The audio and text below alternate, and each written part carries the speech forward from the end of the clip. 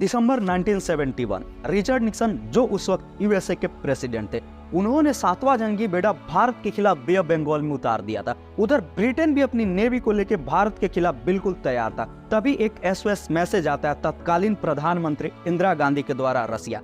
3 month पहले अगस्त 1971 में sign किया गया पीस एंड फ्रेंडशिप ट्रीटी के तहत रिस्पॉन्ड करते हुए रसिया डिस्ट्रॉयर, क्रूजर और 4 न्यूक्लियर पावर्ड सबमरीन इंडिया के मदद के लिए भेजता है। ये न्यूक्लियर पावर्ड सबमरीन यूएसए के इंटरप्राइजेस को चारों तरफ से घेर लेती है। यूएसए और ब्रिटेन जैसे महाशक्ति को भी बे ऑफ बंगाल छोड़ के भागना पड़ा सिर्फ इन 4 न्यूक्लियर पावर्ड सबमरीन की वजह से। ये सबमरीन दुनिया के हाईली क्लासिफाइड लोकेशन पे समुद्र के अंदर छुपी रहती हैं और पलक झपकते ही दुनिया के किसी भी कोने में बैलिस्टिक मिसाइल से हमला करने में पूरी तरह सक्षम होती है। हालांकि भारत सिर्फ युद्ध ही नहीं जीतता, Guinness book of world record में भी ये दर्ज होता है कि कैसे 90,000 पाकिस्तानी सैनिकों ने इंडियन आर्मी के सामने घुटने टेक दिए। लेकिन ध्यान देने वाला बात यहाँ ये है कि इंडिया के पास अभी भी सिर्फ 18 सबमरीन्स है और इंडिया के मेन थ्रेट चाइना के पास मोर देन 70 सबमरीन्स है। कैसे करेगा इंडिया इन चाइनीज सबमरीन्स को काउंटर?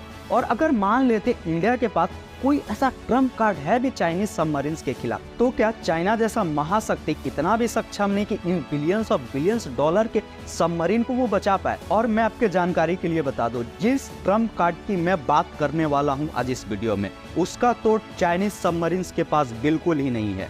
और भारत दूसरे देशों के साथ कैसे कोऑपरेट कर रहा है इन चाइनीज सबमरीन्स को रोकने के लिए, बहुत गहराई से आज हम इन सारी टॉपिक्स को समझने वाले हैं। एनआईए की रिपोर्ट के अनुसार चाइनीज सबमरीन फ्लीट में 6 ballistic missile submarine, 6 nuclear power attack submarine और हर एक nuclear power submarine 12 JLSL BMS ballistic missile से लैस है, जिसका रेंज 7000 किलोमीटर से भी ज्यादा है। सिर्फ भारत ही नहीं बल्कि यूएसए जैसे देशों के लिए भी ये बहुत चिंता का विषय है। और साथ में 44 डीजल इलेक्ट्रिक सबमरीन्स हैं चाइना के पास, जिसमें से 17 सबमरीन्स AIP जैसे आधुनिक टेक्नोलॉजी से लैस है। बताऊंगा मैं ये AIP technology in diesel electric submarines के लिए इतना जरूरी क्यों हो जाता है। और बात अगर भारत की जाए तो 16 डीजल इलेक्ट्रिक सबमरीन्स हैं और 2 न्यूक्लियर पावर्ड सबमरीन, जिसमें से सिर्फ एक INS कलवरी ही AIP टेक्नोलॉजी से लैस है। हालांकि हमारा फ्रांस से बात चल रहा है 3 और स्कॉर्पियन क्लास सबमरीन्स को AIP टेक्नोलॉजी से अपग्रेड करने के लिए। इन डीजल इलेक्ट्रिक सबमरीन्स को इजिली डिटेक्ट किया जा सकता है, क्योंकि होता क्या है, इन्हें हर 3 या 4 दिन पे अपने बैटरी को चार्ज करने के लिए पानी के सतह पे आना पड़ता है। ये बैटरी चार्ज होती है जेनरेटर से, और जेनरेटर को चलने के लिए एयर चाहिए, हवा चाहिए। बिना एयर का जेनरेटर नहीं चल सकता। लेकिन अगर AIP टेक्नोलॉजी को हम किसी सबमरीन में इंस्टॉल कर देते हैं तो फिर सबमरीन्स को पानी के सतह पे आने की कोई जरूरत नहीं अपने बैटरी को चार्ज करने के लिए। सो इन्हें इजिली डिटेक्ट नहीं किया जा सकता है।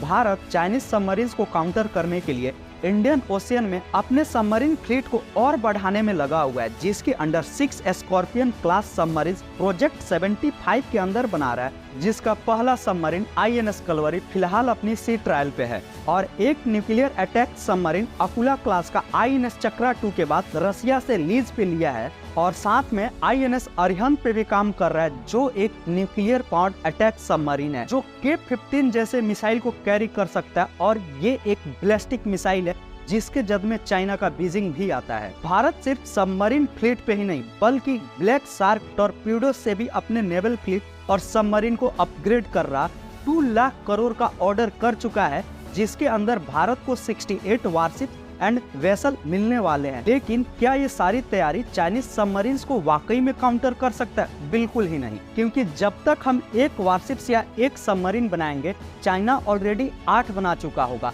8 गुना का ज्यादा अंतर है भारत और चाइना के डिफेंस बजट में। लेकिन वार के वक्त सिर्फ सबमरीन्स का नंबर ही मायने नहीं रखता, एंटी सबमरीन वारफेयर टेक्नोलॉजी भी मायने रखता है। और भारत के पास ऐसा ही एक ट्रम्प कार्ड है चाइनीज सबमरीन्स के खिलाफ, DRDO स्मार्ट सिस्टम और अमेरिकन PATI पोसाइडन एयरक्राफ्ट का combination. Smart means supersonic missile assisted release of torpedo, जो कि एक खास किस्म का टॉर्पीडो है। टॉर्पीडो सबमरीन या वारशिप्स के खिलाफ यूज किया जाता है, जो सोनार या अल्ट्रासोनिक वेव्स के हेल्प से पानी के अंदर इस सबमरीन को नष्ट कर सकता है। लेकिन इसका रेंज ज्यादा से ज्यादा 50 किलोमीटर तक ही हो सकता है। लेकिन स्मार्ट का रेंज फिलहाल तो 650 किलोमीटर है, जिसे 1000 किलोमीटर तक भी बढ़ाया जा सकता है।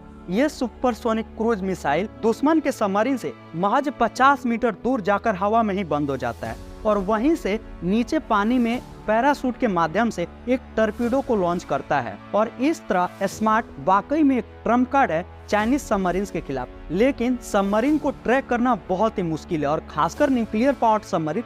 इसके लिए भारत ने यूएसए से 12 की संख्या में पीए टाइप पोसाइडन एयरक्राफ्ट खरीद चुका है, जिसे हम सबमरीन हंटर के भी नाम से जानते हैं। पीए टाइप पोसाइडन में एडवांस सेंसर के साथ सोनोबाइज नाम का डिवाइस भी लगा हुआ है। सोनोबाइज एक प्रकार का डिवाइस है जिसे पानी के अंदर ड्रॉप कर दिया जाता है और ये डिवाइस समुद्र में छुपे सबमरीन का पता लगाकर एयरक्राफ्ट तक इंफॉर्मेशन को सेंड कर देता है। फिर ये पीए टाइप मिसाइल या टॉर्पीडो को लॉन्च करता है सबमरीन को नष्ट करने के लिए।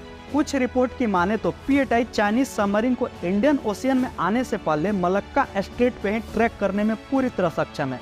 ध्यान से समझिए, होता क्या है, चाइनीज सबमरीन को इंडियन ओशियन में आने से पहले इस मलक्का स्ट्रेट से होकर ही आना होगा या इस जगह से। और इन सारे पॉसिबल लोकेशन पे इंडियन नेवी सोनोबाइट डिवाइस के द्वारा हमेशा नजर रखे रहती है। In my opinion Indian navy को इस मलक्का स्ट्रेट जैसे क्लासिफाइड लोकेशन ही नहीं बल्कि सेल्फ डिस्ट्रक्शन के साथ सोलर पावर से चलने वाला सोनोबाइट डिवाइस पूरे समुद्र में फैला देना चाहिए। और इन सारे सोनोबाइट डिवाइस को इंडियन नेवी के सबमरीन, एयरक्राफ्ट, हेलीकॉप्टर से लिंक कर देना चाहिए। अगर आप मेरे इस आइडिया को और अच्छे से समझना चाहते हैं तो प्लीज कमेंट बॉक्स में मुझे जरूर बताएं। मैं इस पे एक डेडिकेटेड वीडियो निश्चित ही बनाऊंगा। हालांकि चाइना अपने एंटी सबमरीन वारफेयर एयरक्राफ्ट जैसे Y-8Q H-6G से पीएटाई को ट्रैक और इंटरसेप्ट कर सकता है, लेकिन पीएटाई को ट्रैक करना थोड़ा मुश्किल है। रीजन इसका लो क्रॉस सेक्शन रडार और इसका स्पीड जो 789 किलोमीटर पर आवर के स्पीड से हवा में उड़ सकता है और इसका जो रेंज है वो 2222 किलोमीटर से भी ज्यादा है। और Bharat,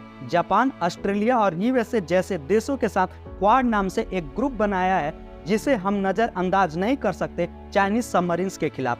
Bharat, Japan, USA, Australia, France, Vietnam के साथ रेगुलर नेवल एक्सरसाइज भी करता है जिसका तोड़ चाइना के पास बिल्कुल ही नहीं है। Conclusion, Chinese submarines are not a big issue for Indian ocean.